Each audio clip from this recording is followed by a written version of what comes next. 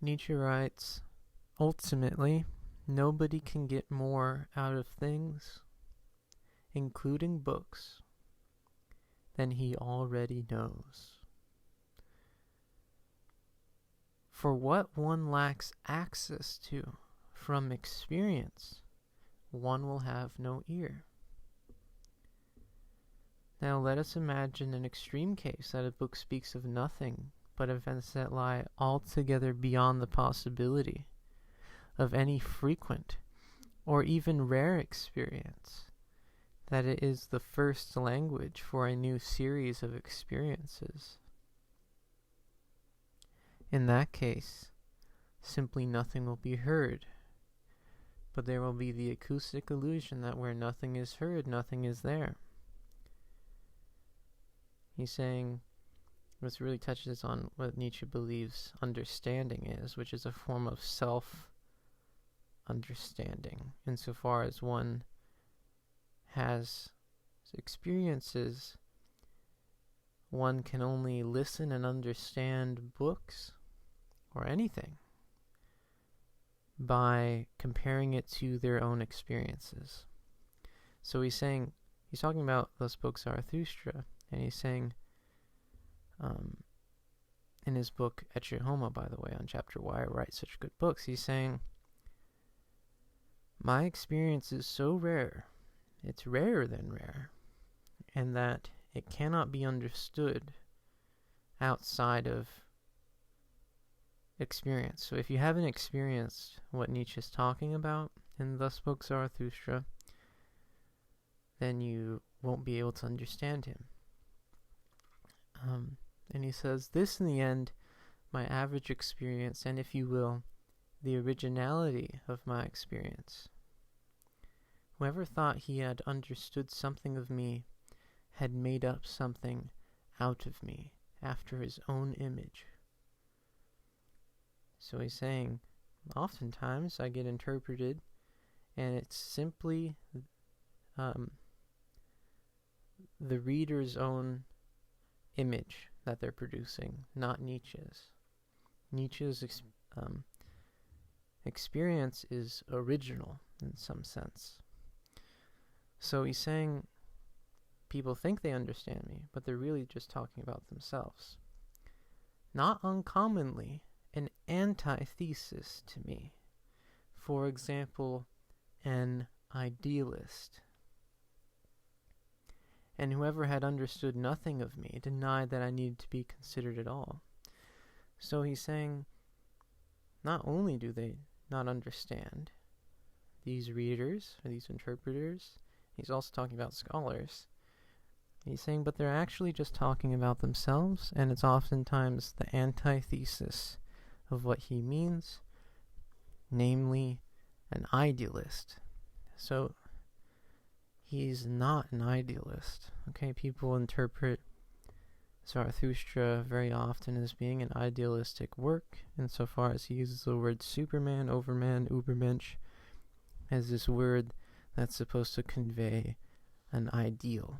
Certainly, it has been interpreted that way, and he's saying that's the opposite of what he actually was trying to say. He says, the word Overman as the designation of a type of supreme achievement, as opposed to modern men, to good men, to Christians and other nihilists, a word that in the mouth of Zarathustra, the annihilator of morality, becomes a very pensive word, a very thoughtful word,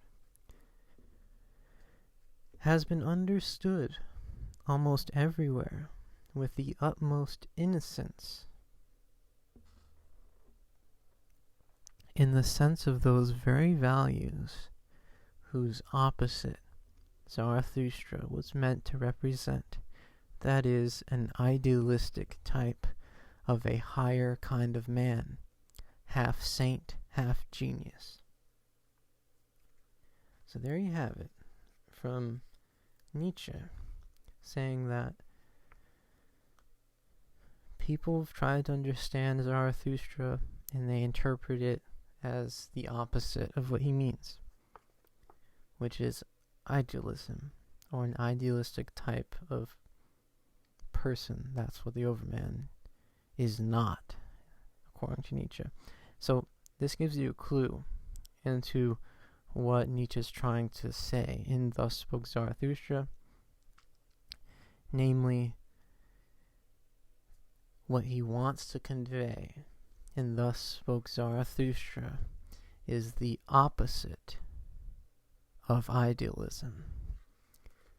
The opposite of it.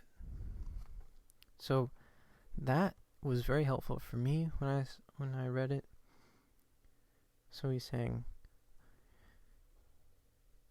a lot of people, he's implying here that the frequent experiences of the frequent interpretations, right? Because interpretations come from the interpreter's own experience. He's saying most people are trapped in interpreting his work as a form of idealism because that's their own experience, and that's what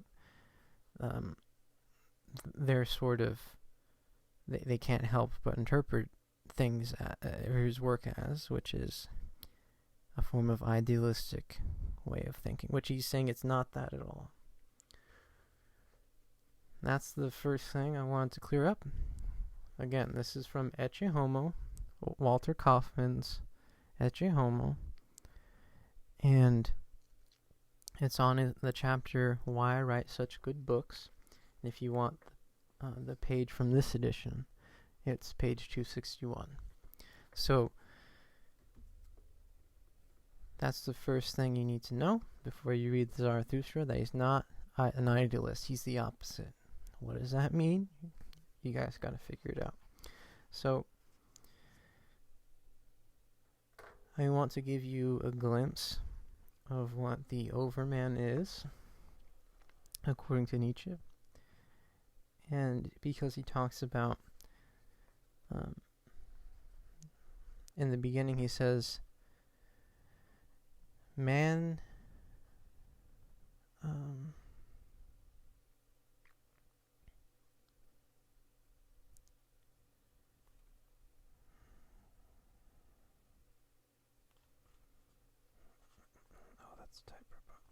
okay. Yeah, he says it here. Man is a rope tied between beast and overman, a rope over an abyss. Okay?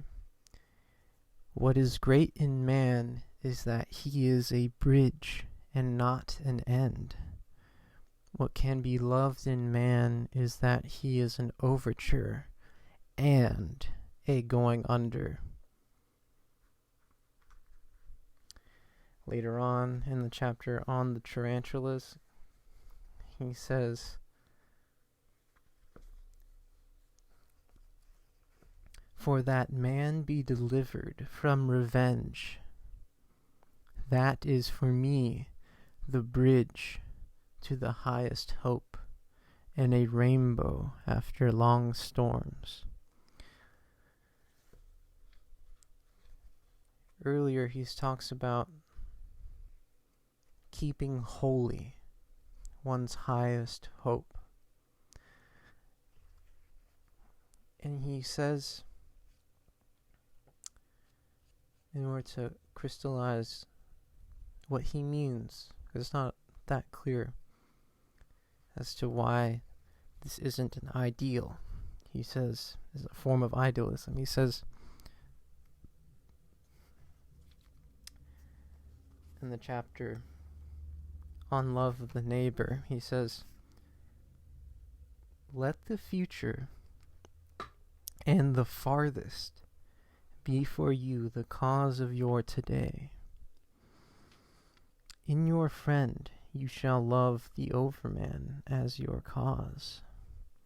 My brothers, love of the neighbor I do not recommend to you. I recommend to you love of the farthest. Thus spoke Zarathustra. So it's not this thing the Overman is not this thing that is unattainable, according to Nietzsche. It's not something, it's not an ideal. It's a cause for your today. So it exists in the today, and it is validated in the today. And he wants you to keep holy your highest hope, whatever that is, and to let that faraway hope be the cause of your today.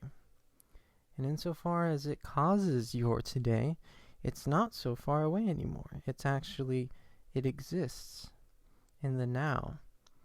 And you can, in a sense, go under and be the bridge to that future, is what he's talking about. And he says what he loves in man is that they are a bridge and are going under. It's like you sort of, it's like you become the bridge to the future. And the bridge that is Nietzsche's highest hope is that man be delivered from revenge.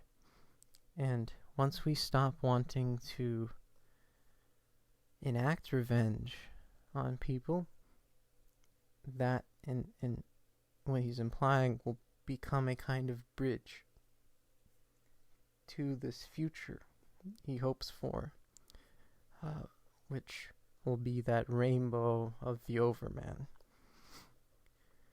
So he's not arguing for idealism. I'll leave that little open for you guys to understand. But just keep in the back of your mind from Nietzsche is that it's the opposite of nihilism. The opposite. You'll struggle to see. I struggle. I still am kind of struggling. But I know that's what Nietzsche wants to convey, is the opposite of idealism.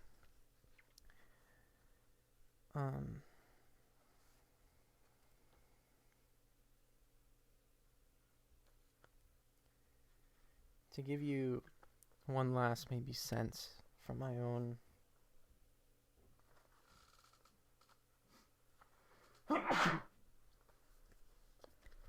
why Nietzsche isn't an idealist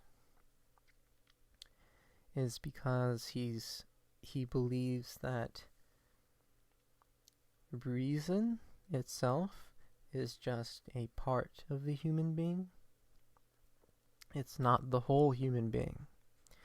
And when a person tries to justify themselves through pure reason, he says they're not accepting a large part of themselves by claiming that, the reason on their little finger is, which is just, in his mind, actually, reason is just a part of the human being, not the whole human being. That this causes actually a problem in the human being.